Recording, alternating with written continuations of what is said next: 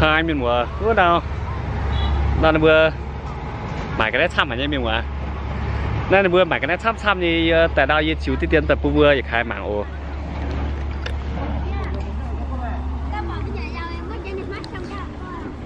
này tự tập lại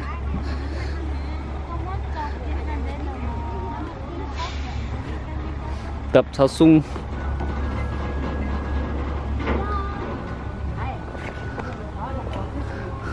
bà ơi nhặt cái gì đấy bao nhiêu tiền một cân đấy 1.30.000 à à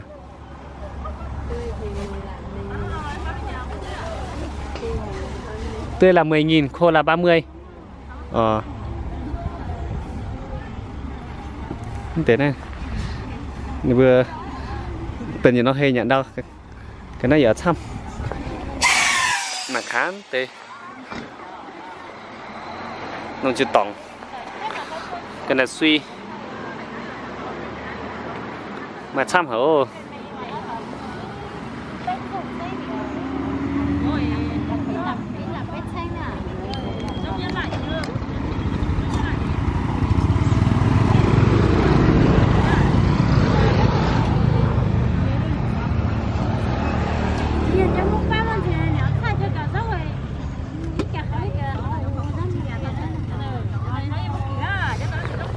khả năng tới chiều thăm co tới chiều sớm đằng mai nom cha hồ sẽ biết là chuyện gì ha nên xin tại mai thăm han số liệu nó nếm mày ạ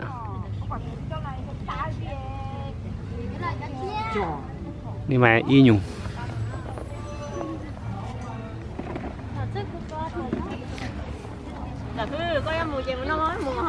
nấm ở đây bán thế nào đấy cô ơi? Loại này 30. Loại này 30 à? Loại kia? Loại này cũng 30. À loại kia cũng 30. Thế hai cái này mấy cái này nó không phải giống nhau à? Khác nhau à?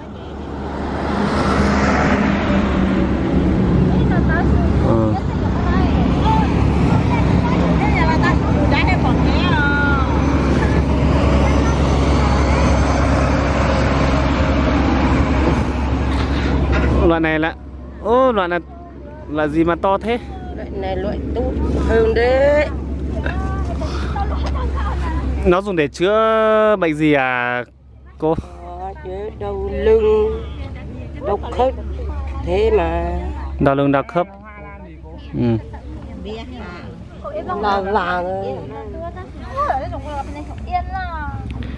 Là cái mùn chờ như bữa cháu bụng mùn nón tê đau lưng đau khớp. Tiếp qua cháu mua được nhiều quá. Mua đi. Cháu mua được rồi. Mà xe không chở được rồi. Ớt bán thế nào đấy?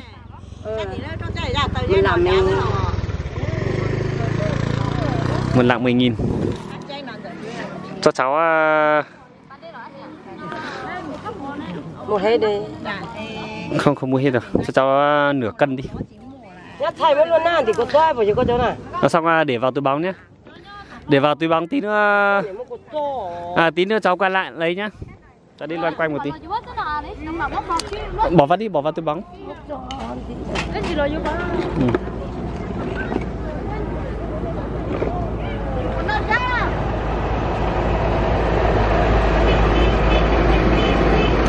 Lần này để chiều tham hả nhỉ?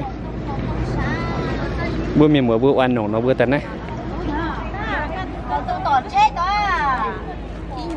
Khán là xe đó.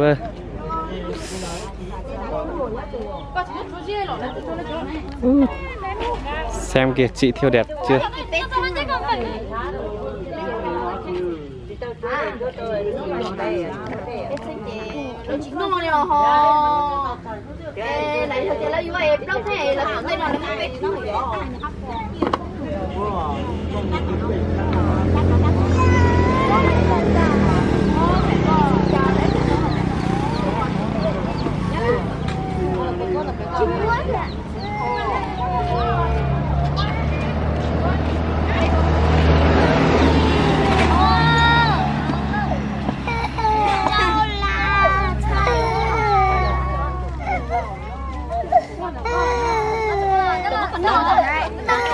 Lên 5 lạng. Nhau chả nè. Em trên nè. Nó có trên nè chứ. Dạ tôi giết mà.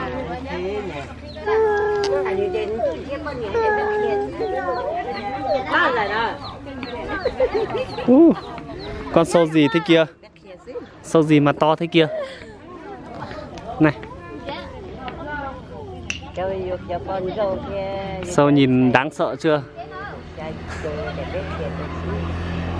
Sâu này sâu gì đây chị ơi?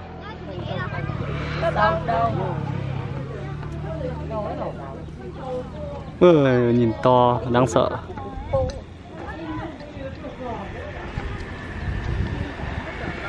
Bí này. Nó tiểu rồi. À, bao giờ nó sưng sưng. Nhìn đây là cũng găng.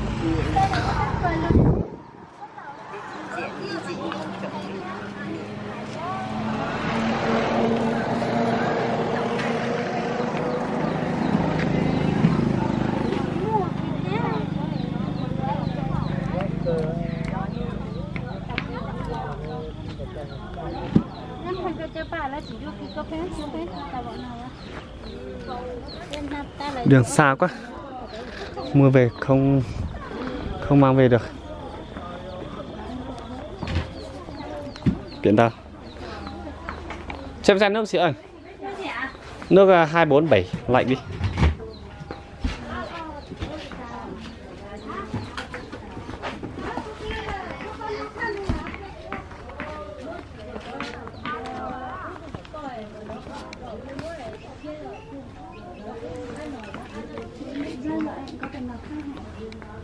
Rách à? À nhỉ.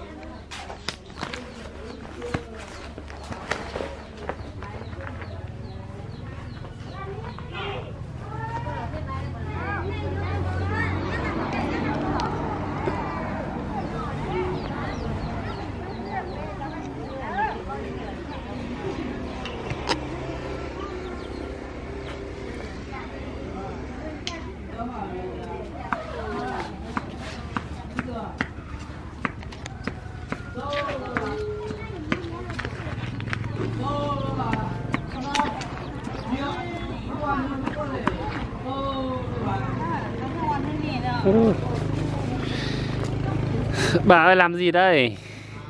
Cỏ. Ngồi cỏ à? Cái này là bà làm để phơi khô ấy nhỉ bà nhỉ? Phơi khô. Cái này thì nó làm thuốc gì à bà? Cái này có dầu thôi mà. Ngâm rượu à? Ngâm rượu để uống thôi à? Nó có tác dụng gì không? Có. Nó đau bụng, đau tay thì nó không có dầu thì nó cứu. À, đau tay. Sao là mình ngâm rượu vào để uống đúng không? Cái khu thì người ta lái thì nó lái mồm bò. À.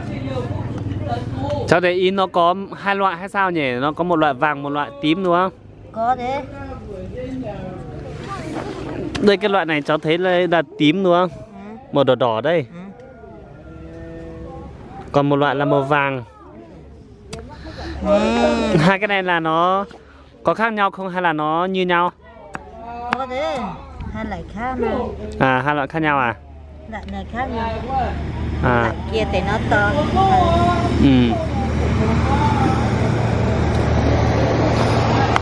Vâng bà làm nhá.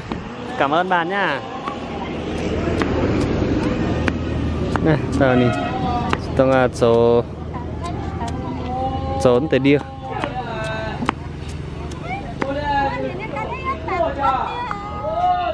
Đọc phui mẹ. Phui rất của mẹ.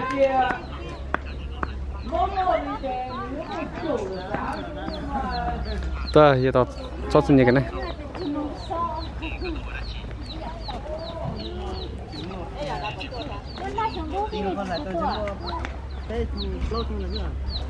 Lấy giờ hát xong cho hát xong rồi cho lấy giờ hát xong. Cho hát xong rồi cho ta chi chứ.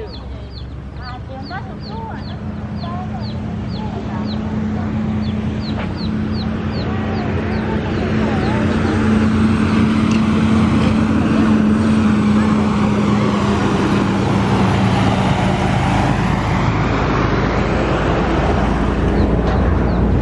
Đâu nhỉ? Của cháu đâu nhỉ?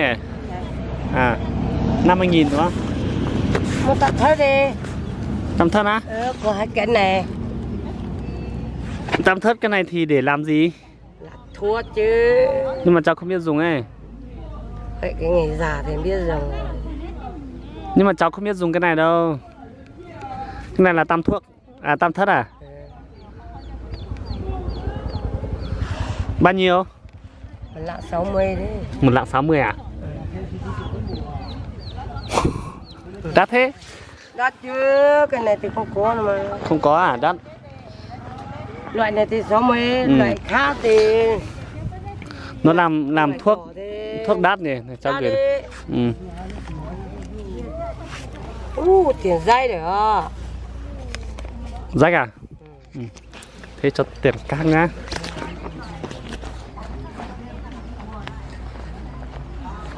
Không biết có tiền không, hết tiền rồi thì lấy tiền đấy nhá. Có nhiều mà.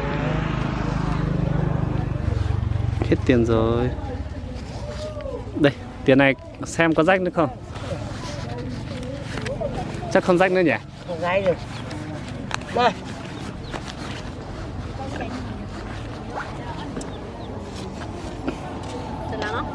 Chị là. À, lại chị này ở bên kia lại cho chị này bán ở đây đúng không? Mẹ đấy. À, mẹ à? Chị dâu mà. À, con dâu à? Ở đây là người đồng bào Mông của mình hết nhỉ? Ở đây là người dân tộc Mông của mình hết nhỉ?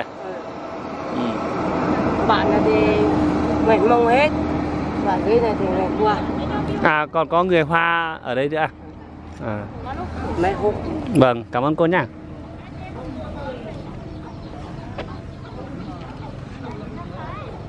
Ô chào, hút tới rồi, ớt thì mua rồi hả kìa. Nó này còn là còn à.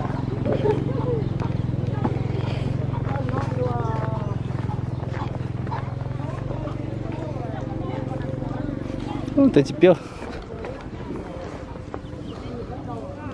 Con phải hả?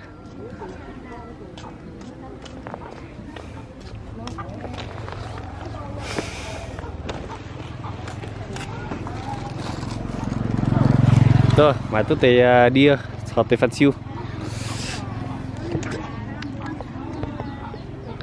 Tôi lần trình bữa miền bữa mảng. Chúng ta miền bữa bận như là bữa like, share. Pun sambil mau itu mau, nanti sam.